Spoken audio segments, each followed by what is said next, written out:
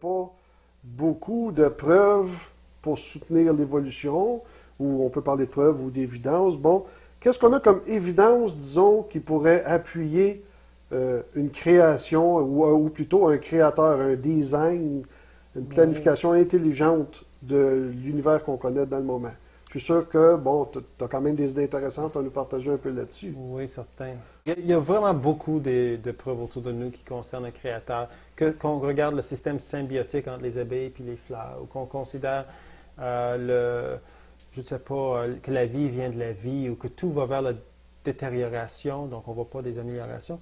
Mais une des choses que j'aime parler, Stéphane, c'est l'irréductibilité, la complexité irréductible. J'ai hâte de voir parce que je ne sais pas ce que tu nous amènes avec ça aujourd'hui. Donc, je veux faire une analogie. Ce concept de complexité irréductible, c'est très simple. C'est qu'autour de nous, on voit que les systèmes sont complexes. On est clair. Mais est-ce que, juste parce qu'un système est complexe, ça veut dire qu'il y a eu un créateur? Donc, c'est ça qu'on va regarder. On est naturellement capable de comprendre qu'il y a un créateur quand on voit quelque chose qui est ordonné. Oui. Hein? Et quand on voit une chaise, par exemple, cette chaise, il n'y a personne qui dirait que cette chaise n'a pas été créée. Hein? Donc, on le sait d'une façon innée, le concept d'un créateur. Oui. Ce qui rend la vie dure pour les évolutionnistes. Parce qu'il faut apprendre aux personnes de ne pas reconnaître ce qui est évident. Okay. Comme comprenez, on essaie d'inculquer aux enfants l'idée qu'ils ont évolué, même si l'évidence est l'inverse de ça. Oui, c'est vrai. Donc, il faut vraiment qu'on le pousse et qu'on le dit, on dit souvent jusqu'à temps qu'on accepte. Parce que la première fois que j'ai vu un singe, moi, d'un livre pour enfants, ça ne m'a pas sauté aux yeux qu'il y avait un lien avec moi, là. Non, c'est ça. Il a vraiment fallu que, bon, on me travaille un peu là-dessus. Oui, exact. Donc, une des choses qu'on parle, puis ça, c'est une analogie, puis après, on va parler dans la nature, c'est le trappe à souris que j'ai ici. Tu vois, j'ai une souris, un souris modèle et une trappe. Bon, on va parler de la trappe. Vous êtes d'accord que cette trappe a été créée? Oui. Tout le monde que je rencontre, évolutionnistes, créationnistes, ils disent que cette trappe a été créée. Est-ce que vous avez vu le créateur? Non. Non. Puis tu n'as jamais vu une trappe en train de se faire. Tu peux l'imaginer, mais vous ne l'avez pas vu. Bon. Il y a combien de morceaux? Dis-moi les morceaux qui sont impliqués ici. Oh là là, ben là, si je suis spécifique, 1, 2, 3, 4, 5, 6... OK, nomme-les un peu, là. OK, alors j'ai un ressort, j'ai une détente, une gâchette. Mais si je veux aller plus loin, j'ai de l'impression, j'ai même un nom ici, Victor. On va oublier ça, c'est pas essentiel au fonctionnement d'une trappe à souris. Non, mais ça me dit en tout cas qu'il y a quelqu'un, il doit y avoir quelqu'un qui s'appelle Victor, mais OK, je suis peut-être pas dans l'affaire, hein? Victor, on n'a pas pratiqué ça d'avance. Celui qui a vaincu le souris, c'est pour ça que c'est Ah oui, d'accord.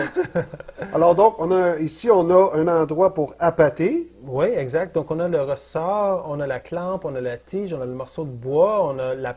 Alors, on a à peu près 5-6 morceaux, n'est-ce pas? Oui. Et on va tout dire, 5-6 morceaux, ça n'a pas évolué. Même si vous avez des milliards d'années, ceci évoluera pas. Non, seul. exact. Il démontre une raison d'être, une complexité irréductible. Et il est irréductible parce que si j'enlève la tige, est-ce qu'il va fonctionner? Si tu enlèves la Oui, tige? si j'enlève. Ah là, il perd son fonctionnement. Exactement. Si j'enlève les ressorts? Il ne peut plus servir. Non. Si j'enlève la clampe? Non, donc, n'importe quel morceau que j'enlève, il ne fonctionne plus. Il n'y a plus rien qui marche. Exact. Donc, c'est une complexité qui est irréductible. Quand quelque chose est irréductible, ça veut dire que tu ne peux pas le réduire à un. Ça veut dire qu'il a été créé. Parce que plusieurs morceaux doivent venir ensemble en même temps pour faire un but. Donc, vous voyez, le but ici. Donc, ça, c'est 6 morceaux, 5-6 morceaux. Combien de morceaux, Stéphane, dans le souris? Là, je ne parle pas de lui. Imagine que c'était un vrai. Il y a combien de morceaux dans un vrai souris? Oh là là, alors là, on manque de zéro, là. Oui, on parle dans les trillions, là. Si on parle des cellules, le système reproductif, musculaire, nerveux, on a un système olfactory, on est capable de sentir, on a les 5 sens, il est capable de mobilité, je veux dire, ça va longtemps, hein? Et trillions. Donc ça, on est supposé croire que ça, c'est le résultat du hasard. Mais avec combien de morceaux? Trillions? Trillions. Mais ça, c'est pas le résultat du hasard. Puis il y a combien de morceaux? Il y a juste, comme on disait, 6 ou 7 morceaux. Ça, c'est le résultat de l'intelligence. Et ça, il n'y a pas d'intelligence. OK. C'est surprenant que nos enfants sont capables de penser droite sur n'importe quoi après avoir accepté quelque chose comme ça. Parce que ça, c'est un non-sens de dire que ceci, il n'y a pas d'intelligence. La complexité inouïe ici. Oui, c'est bon. Et on aime parler de la queue d'une bactérie. Les bactéries, là, on ne parlera pas de la bactérie elle-même, mais juste sa queue qui tourne comme une hélice qui fait 100 000 révolutions à la minute. Elle arrête sur un quart de tour et peut renverser à 100 000 révolutions à la minute.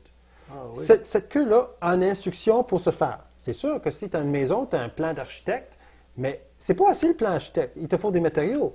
Mais si tu veux des briques, tu peux pas juste aller dans ton chemin en arrière chercher des briques. Il faut que quelqu'un fasse la brique. Exact. Donc, il y a tout. Imagine derrière une maison, qu'est-ce que ça prend comme infrastructure, en plus des plans, pour faire la maison.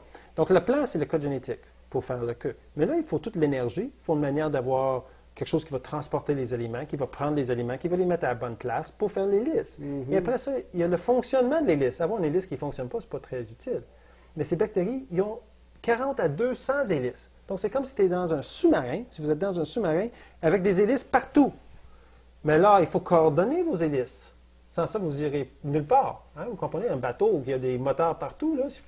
Donc, au centre du bactérie, il y a un système nerveux qui va sentir, qui va ressentir les molécules à l'extérieur sur sa membrane cellulaire et qui va faire partir les hélices qu'il faut partir pour aller à un endroit spécifique. Wow. Wow! Et il n'y a rien qu'on peut... Ce système qui est l'air un peu comme une perceuse, vraiment comme une perceuse de la façon qu'il s'est faite, si on enlève un morceau, il ne marche plus. Puis s'il ne marche plus, la bactérie ne peut plus se déplacer pour chercher ce qu'elle a besoin. C'est irréductible. Il y a juste la queue, il y a plus que 60 morceaux. D'accord. Et on ne peut pas enlever aucun, c'est comme un auto. Je veux dire, tu peux enlever le pare-choc, tu peux enlever le toit, on l'appelle un décapotable. On peut enlever les morceaux, mais on ne peut pas enlever le moteur. Il y a un minimum. Puis avec les cellules, c'est la même chose avec les bactéries. Le minimum qu'on a découvert, c'est 250 à 300 gènes sur papier, que c'était possible, mais il faut partir de 200 à 300 gènes. Mais 300 gènes, c'est 300 000, une chaîne de 300 000 acides de long. Mais c'est énorme, c'est 300 000 morceaux. Imagine un casse-tête de 300 000 morceaux qui a un ordre spécifique. Ça n'arrivera jamais, dépendamment du nombre d'années que ça prendra. Puis là, on parle juste de la queue.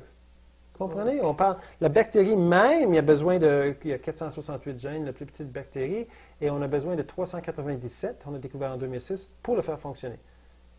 Donc, 397 000 morceaux, puis là, tu n'as pas toute l'infrastructure de membrane, tu as juste les morceaux pour le faire rouler. OK? Mais qui peut imaginer que quelque chose qui a 397 000 morceaux est arrivé par hasard? Puis là, on parle que d'une simple bactérie. Oui, juste une bactérie, on ne parle pas des humains, on ne parle pas de la vue, on parle pas... Ça peut juste se complexifier. En fait, la queue d'une bactérie, là, on a sauté de bactérie, queue, bactérie. Là, je reviens à la queue. La queue d'une bactérie, le problème avec la queue, c'est que c'est ça qui est le plus simple dans la biologie. OK. Je ne peux pas aller plus simple que la queue. Tout ce que tu viens de nous décrire là, C'est simple, là. 400 gènes qu'on parle dans la cellule au complet qui a besoin de 460, à peu près 400 gènes, 397 gènes, ou sa queue qui a plus que 60 morceaux, qui a besoin de toute l'infrastructure qui vient de ces gènes-là, OK, pour faire la queue. Mais ça, c'est simple. ça, c'est un des exemples les plus simples que tu Je ne peux pas aller plus simple en biologie. En biologie, c'est cette complexité merveilleuse-là que tu viens de nous amener. C'est ça. Donc, ça a une complexité irréductible. On ne peut le réduire et il crie « J'ai été créé ». Oui, Il effectivement. crie « J'ai été créé ». Donc, un des exemples que j'aime, parce qu'il y en a qui disent « Prouve-moi que Dieu existe ». Hein? Puis on va conclure peut-être là-dessus. « Prouve-moi que Dieu existe ». Puis là, j'aime amener une chaise. Puis je dis « Regarde, cette chaise, est-ce qu'elle a été créée? » Oui. Intelligence? Oui. Pourquoi? 4 pattes, un dos, ils font une raison d'être. Je dis « Regarde. » Moi, j'ai un code génétique, et vous aussi, que si on prendrait le code génétique bout à bout, ça irait d'ici à la Lune 100 000 fois. Ça, 100 000 fois. 100 000 fois. Dans ton corps. Hey, Apollo, ça prend 3 jours pour arriver là-bas, puis ils vont à une bonne vitesse. OK. Ça irait d'ici au Soleil 8 fois. OK. Donc, c'est incroyable la quantité de code génétique. Et si on prend ces 100 000 ficelles, puis on les lâche, ils rentrent dans un cuillerée à thé. Ça, c'est du bon codage. Ce n'est pas comme Windows là, qui fait juste grandir. C'est du bon codage, un bon programmeur. Donc là, je dis à mes collègues, si je vois un poème, il y a toujours un poète. Oui. Si je vois un livre, il y a toujours un auteur. Mais quand je vois un programme, il y a toujours un programmeur. C'est l'évidence même. Donc, on doit accepter qu'il y a un créateur. D'accord. Ça, c'est juste la science qui le dit. Quel créateur? Là, on a besoin de dire, c'est le côté religieux, de définir qui est de quel créateur qu'on parle, mais de dire qu'il y a un créateur, c'est l'évidence même de la science et de la méthode d'induction logique. Et le fait qu'on est capable de faire croire aux gens intelligents qu'il n'y en a pas me fait peur. Parce que ça veut dire qu'on peut prendre des gens intelligents puis on peut rendre leur capacité de penser qu'ils pensent des pensées illogiques et qu'ils croient comme si c'était vrai. Oui. C'est quelque chose quand on y pense. Oui. En tout cas, j'avoue que moi, j'ai juste entendu l'histoire de la queue de la bactérie, puis j'en suis vraiment bouche bée, abasourdi, de voir tant de grandes choses. Écoute, devant tant de... Oh, ça me laisse vraiment bouche bée, parce que là, je me dis, tant de génie dans ces petites choses, puis là, on n'a même pas parlé de l'être humain, puis on n'a pas parlé de la grandeur et de la complexité de l'univers. Où est-ce que se situe l'homme? C'est quoi la place de l'être humain, finalement, dans l'univers, pour quelqu'un qui pense comme toi, face à la lumière de toutes ces révélations-là? J'étais dans un bar de sciences à Jonquière. Un bar de sciences, c'est quand l'université ou le cégep vont prendre une faculté, leur faculté de sciences, ils vont aller dans une taverne, ils vont inviter le public, puis là, ils vont discuter d'un sujet avec une certaine controverse. Puis ils vont avoir des personnes de chaque côté de l'histoire qui vont donner leur point de vue, puis après, c'est des questions de la salle. J'étais invité à Jonquière pour en faire un. J'étais le créationniste, il y avait 2 évolutionnistes.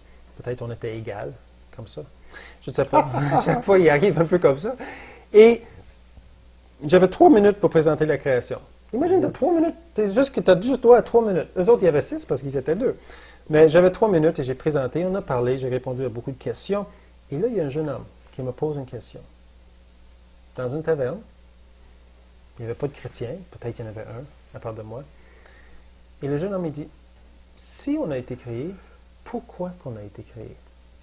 Oui. Tu vois, c'est une question profonde. Là. Lui, ça va dans sa tête, il est en train de penser, hey, l'évidence que M. Tisdale amène est concret. Il y a des raisons de croire qu'est-ce qu'il croit. C'est pas une fanatique religieuse, quelqu'un de raisonné. En tout cas, moi j'espère que je suis raisonné.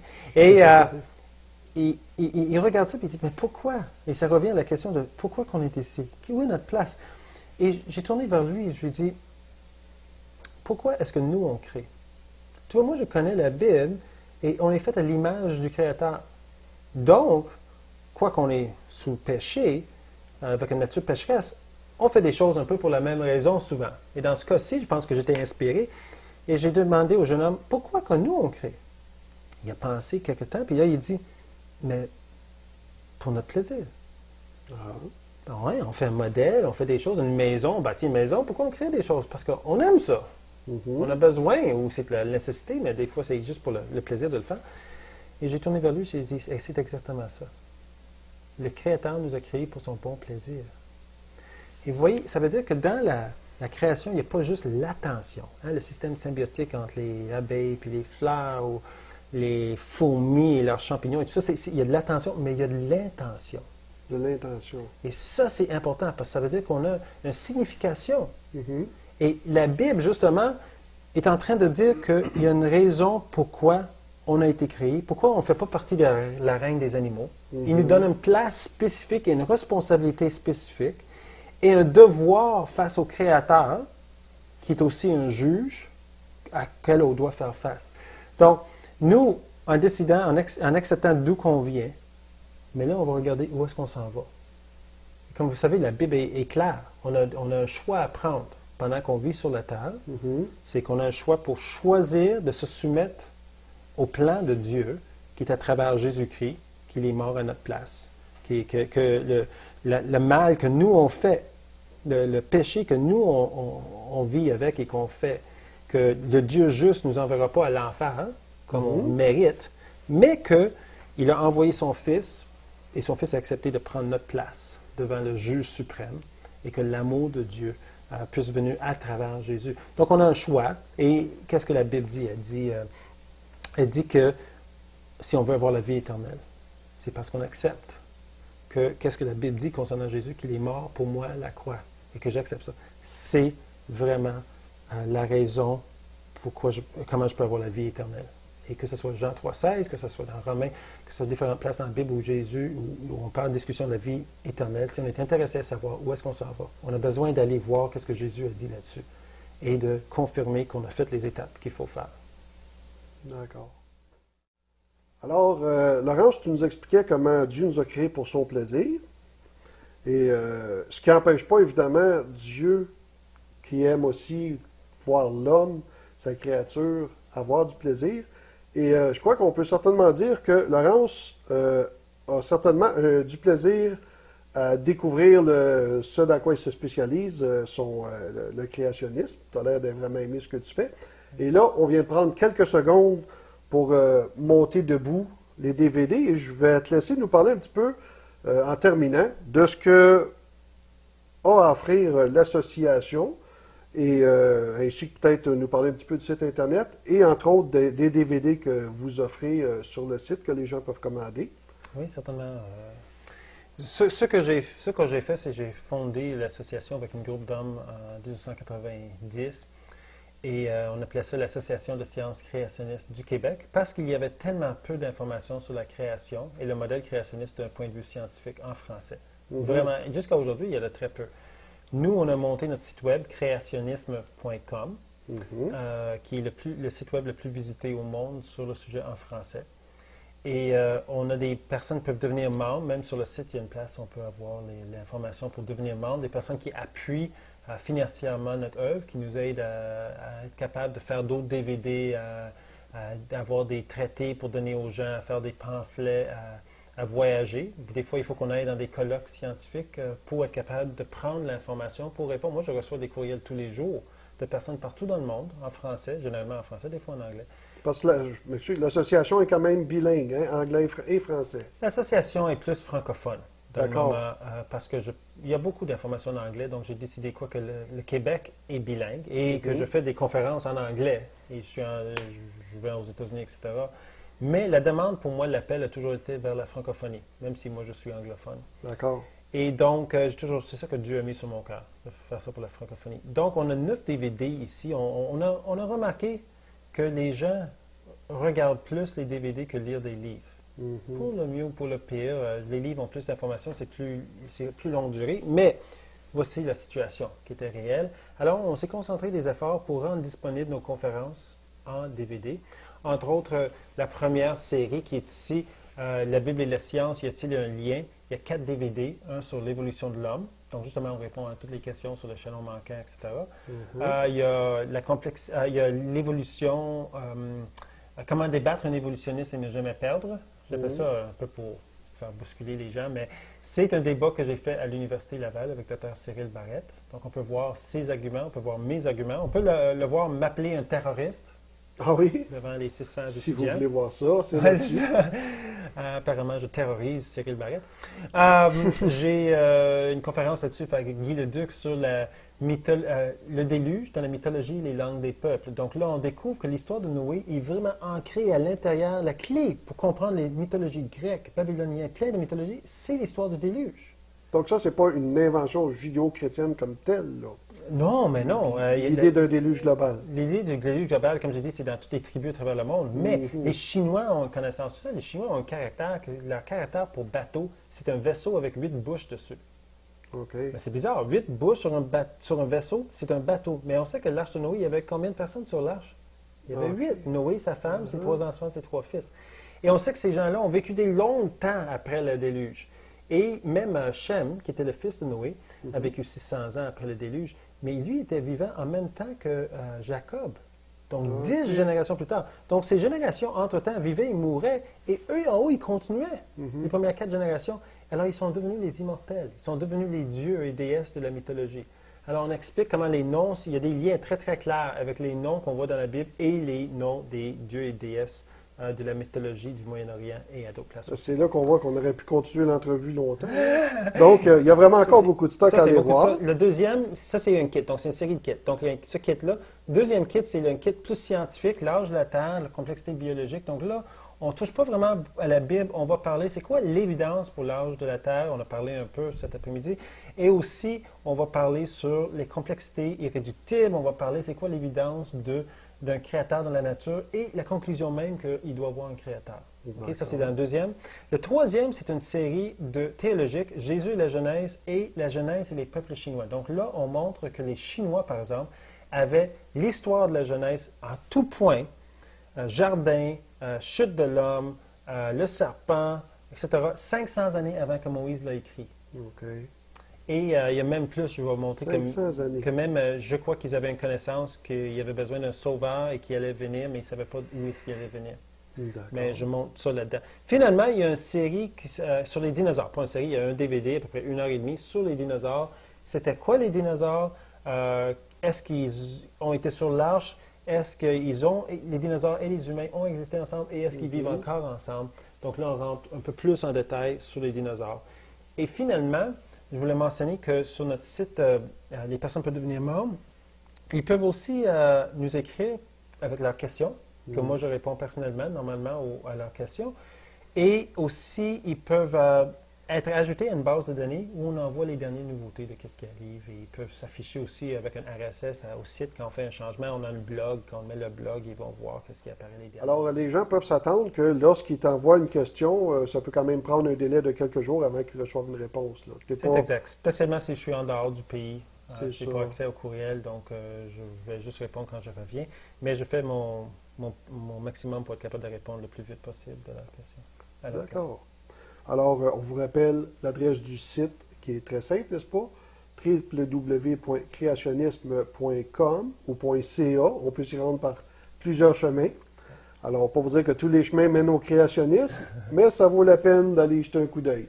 Alors, Laurence, merci encore beaucoup d'avoir pris le temps d'être avec nous. C'est un plaisir. Et puis, c'était Stéphane Gagné, accompagné de Laurence Tisdale, qui vous dit revenez-nous prochainement pour une autre entrevue de Écho du Royaume. Merci.